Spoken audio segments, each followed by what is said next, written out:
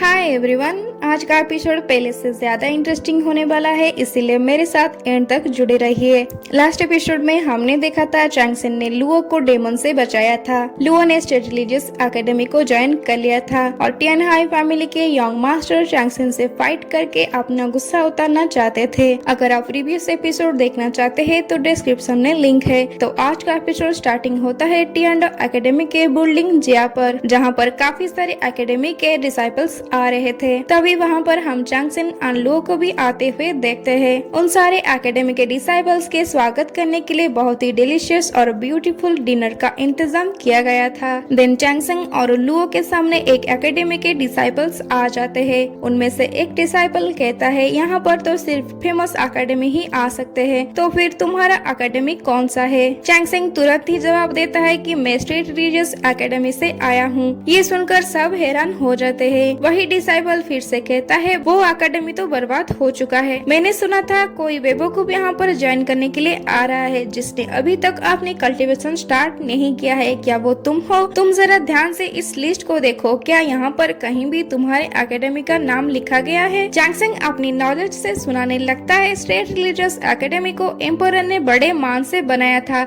इस हिसाब से ये एकेडमी बाकी एकेडमी से काफी ऊपर है, लेकिन फिर भी तुम इस एकेडमी के बारे में इस तरह से लफ्ज कैसे यूज कर सकते हो? इस बात पर डिसाइपल गुस्सा करने लगता है और वो चैंगसेन के ऊपर अटैक कर लेता है, लेकिन चैंगसेन अपने नीडल को यूज करके उसे फ्रीज कर देता है और तभी उसका मास्टर यानी सीनियर हुआन यू आकर पहुंच जाते हैं। वो कहता है, यहाँ पर सब अपने अपने ओपिनियन शेयर करने के लिए आए हैं और दोस्त बनाने के लिए, लेकिन तुम यहाँ पर फाइट कैसे कर सकते हो? उसका जवाब देने के लिए चैंगसेन कहता है, सीनियर को एक छोटा सा बीमारी था, इसीलिए उनकी बीमारी को ठीक करने के लिए मैंने नीडल को यूज करके ट्रीटमेंट किया।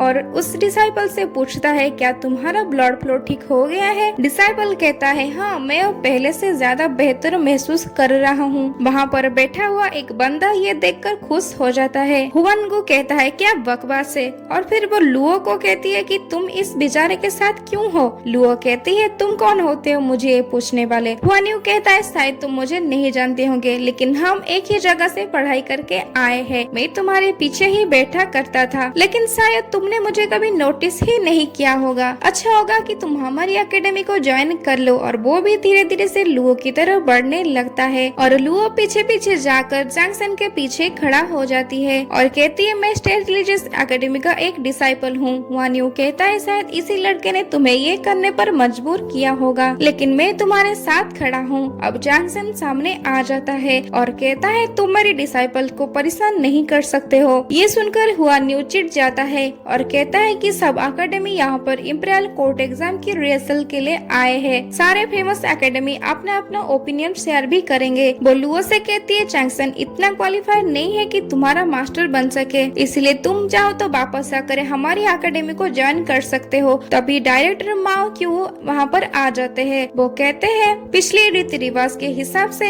स्टेट रिलीजियस एकेडमी पूरे हक से यहाँ पर ज्वाइन कर सकता है और सब अपने अपने सीट पर जाकर बैठ जाओ। ये कहते ही सब अपने सीट पर चले जाते हैं। हमें देखने को मिलता है चैंगसेन और लुओ को सबसे अलग और गलत तरीके से ट्रीट किया जा रहा है। लुओ कहती है, उनकी हिम्मत कैसे हुई हमें इस तरह की घटिया और गंदी टेबल देने की? चैंगसेन कहता है, कोई बात नहीं, अब हम यहाँ पर आ गए हैं तो हमें एडजस्ट करना पड़ेगा और तुम प्लीज बैठ जाओ, देखो कि आगे क्या हो रहा है। लुओ अब कुछ न कह के चुपचाप से बैठ जाती है। तभी एंट्री होती है टैंग हाई फैमिली के यंग मास्टर की। जैसे कि हमने लास्ट एपिसोड में देखा था, इंस्ट्रक्टर काओ ने उससे कहा था, चैंगसेन ने स्टेट रिलीजियस एकेडमी को दोबारा खोल लिया है और इंपीरियल कोर्ट एग्जाम के लिए तैयारी कर चुका है। अब टियान हाई फैमिली के यंग मास्टर आगे बढ़ने लगता है। वो कहता है, मैंने सुना है यहाँ पर कोई बंदा पहाड़ों से आया हुआ है, जिसने कभी भी अपनी कल्टीवेशन को स्टार्ट नहीं किया और उसकी इतनी जरूरत हुई कि उसने स्टेट रिलीजियस एकेडमी को ओपन कर दिया, जिस एकेडमी को मेरी ग्रैंड आंट ने बंद करवाया था। उसका नाम टियान हाई यार होता है। वो चैंगसन के तरफ बढ़ता है और कहता है, तुम ही हो ना चेन चैंगसंग, यहाँ मेरे पास आ जाओ ताकि मैं तुम्हें मार सकूं। मैं तुम्हें मारने के लिए ही यहाँ पर आया हूँ। अगर तुम अपने घुटनों पर बैठकर जान की भीख मांगने लगोगे तो शायद मैं तुम्हारे बॉडी को छोड़ दूं।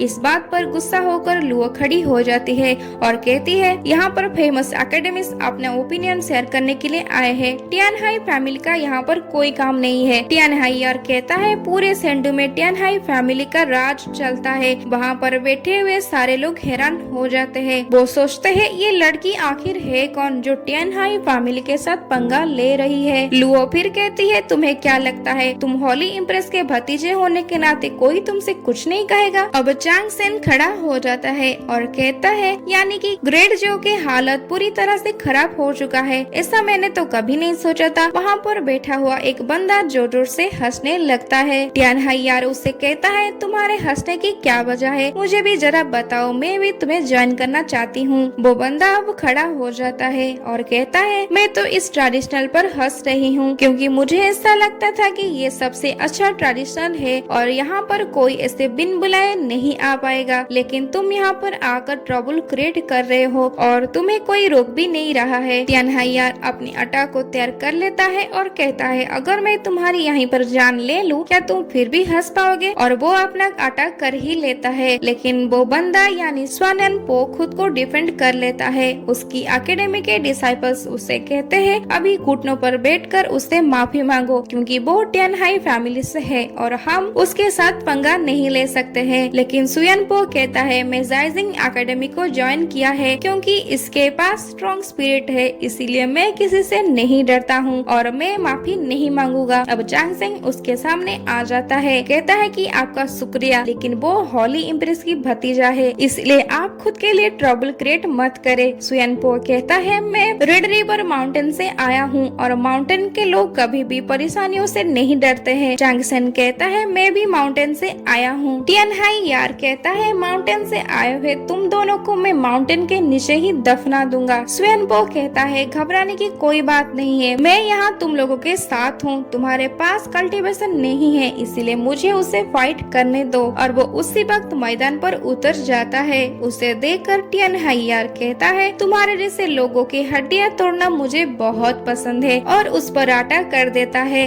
अब दोनों के बीच में एक बैटल देखने को मिलता है। पहली बार तो सुयन पो पीछे हो जाता है। टियान हाई यार अपने पावर को एक्टिवेट करने लग जाता है और कहता है, तुम्हारी हिम्मत कैसे हुई मुझसे फाइट करने की? अब सुयन पो उस पे अटैक कर देता है। उन दोनों की बैटल को देखकर सब क्यूरियस हो जाते हैं। चांग सेन को पता चल जाता है कि टियान हाई यार कुछ साजिश कर रहा है और फिर वो कहता है, सुयन पो ने तो अभी तक अपना फुल स्ट्रेंथ को यूज ही नहीं किया है। अब हमें सुयन पो की एक बीस्ट वाला लुक देखने को मिलता है और वो अगले ही सेकंड में टियान हाई यार पर अटैक कर देता है, जिसके वजह से टियान हाई यार पीछे हो जाता है और थोड़े सा जख्मी भी। अब दोनों अपने फुल पावर को यूज करके अटैक करने लग जाते हैं। तभी चांग सेन कहता है, कुछ तो गलत हो रहा है। सुयन पो टियान हाई यार को मार के पीछे फेंक देता है। अब सुयन पो को छोटा सा झटका लगता है, उसका हाथ पॉइजन से अफेक्ट हो जाता है। चांग सेन खड़ा होकर कहता है, ये तो जेन पॉइजन है। लुओ कहती है, उसने पॉइजन को कैसे यूज किया और कोई उसे कुछ कह क्यों नहीं रहा है?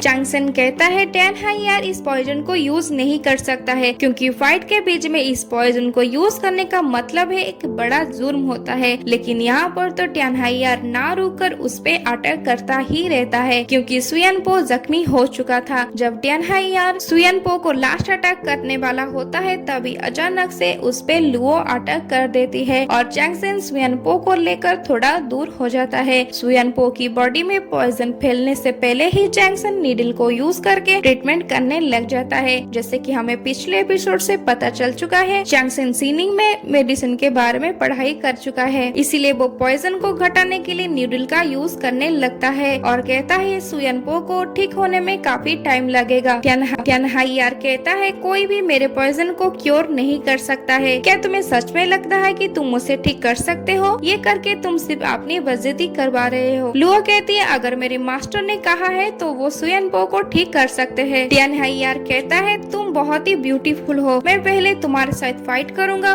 फिर चांग सेन को मार दूंगा, उसके बाद मैं तुम्हें भी मार दूंगा। देन चांगसेंग लुओ को ट्रिक बताता है और लुओ उसी टेक्निक को यूज करके टियानहाइयार को एक थप्पड़ मारता है। उसके बाद लुओ किसी चीज का परवाह ना करके उसे बस हिप्पी के मदद से मारता ही रहता है। ये देखकर सब हैरान हो जाते हैं। यहाँ पर चांगसेंग टेक्निक बताता है और लुओ टेक्निक को यूज करके उसे बस मारता ही जाता है और मार मार के उसका बुरा हालत बना देता है। टियानहाइयार को इस तरह से जमीन पे पड़ते देखकर इंस्ट्रक्टर गाओ उसके पास भागते हुए आ जाता है। सारे लोग बात करने लगते हैं कि इस लड़की ने तो टियानहाइयार को डिफीट कर ही दिया, जबकि वो ब्लू क्लाउड लिस्ट में 30 नंबर पर ही आता है। हमने तो इस लड़की के बारे में कभी भी नहीं सुना है। इंस्ट्रक्टर गाओ टियानहाइयार को उठाने की कोशिश करता है। जैसे ही टियानहाइयार खड़ा हो जाता है वो कहता है, तुम दोनों की हिम्मत कैसे हुई मुझे नुकसान पहुंचाने की। वो लुओ की तरफ इशारा करके चांगसेन से बताता है, मैं इस लड़की का बुरा असर कर दूंगा। तब चांगसेन लुओ के सामने डिफेंड करने के लिए खड़ा हो चुका था। वो फिर कहता है, उसके बाद मैं तुम्हें भी मार दूंगा और टैंग 36 के कल्टीवेशन को बर्बाद कर दूंगा। अब चांगसेन आगे बढ़कर उसके सामने खड़ा हो जाता है। ये नजारा तो आप देख ही सकते हैं। चांगसेन के सामने टियानहाइयार एक बच्चे जैसी दिखाई दे रही है। चांगसेन कहता है, मैं समझ सकता हूँ तुम अभी गुस्से में हो। टियानहाइयार कहता है, मैं हॉली इम्प्रेस का भतीजा हूँ, इसलिए तुम सब मेरे सामने जमीन पे रहने वाले एक चिट्टी जैसे हो, जैसे कि मैं तुम लोगों को आसानी से मार सकता हूँ, और हंसने लगता है।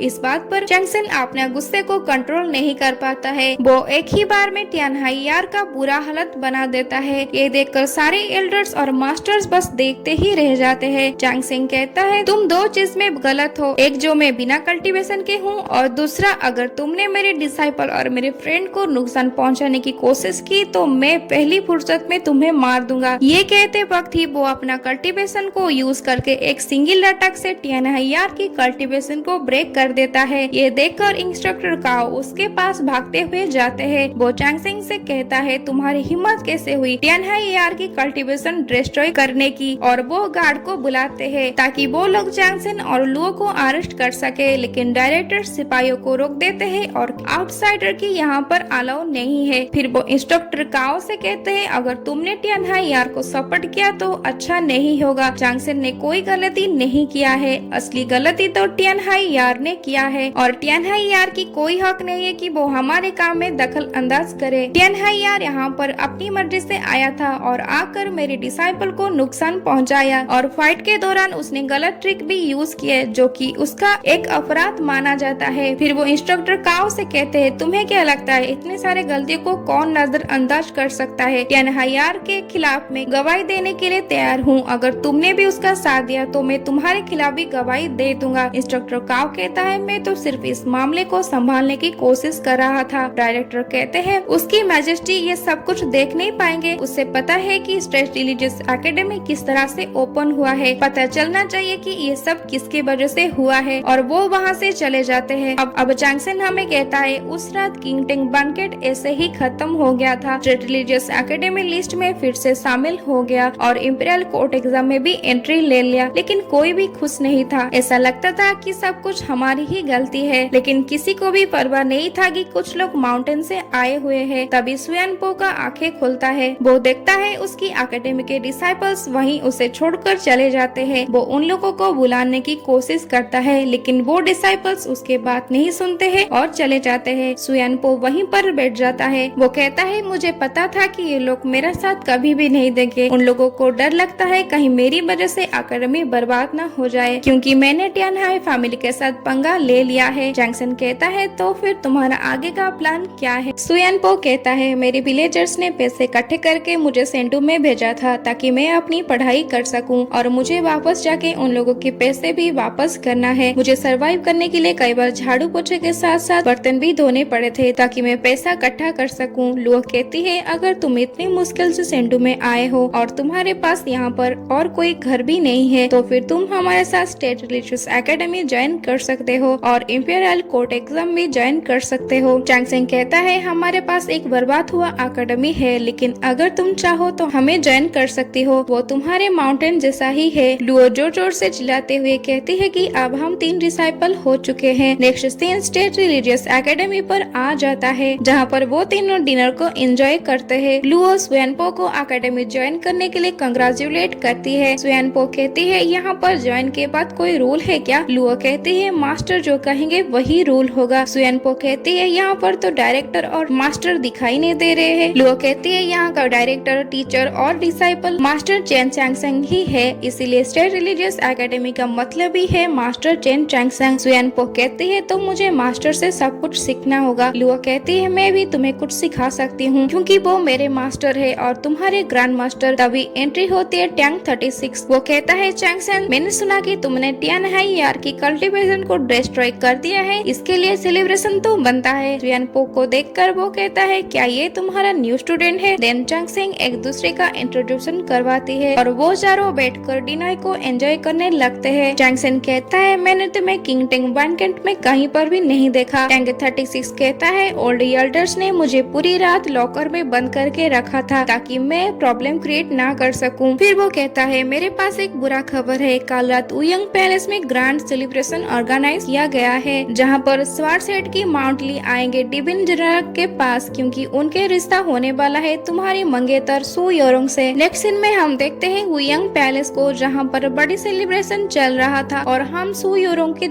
एक झलक को देखते हैं। तो एवरीवन इसी के साथ एंड होते हैं आज का एपिसोड और ये वाला सीन हमें नेक्स्ट एपिसोड में देखने को मिलेगा। इसलिए आगे के बेहतरीन एपिसोड्स देखने के लिए एनिमे टाइम 3516 को सब्सक्राइब कर लीजिए। Okay, thank you.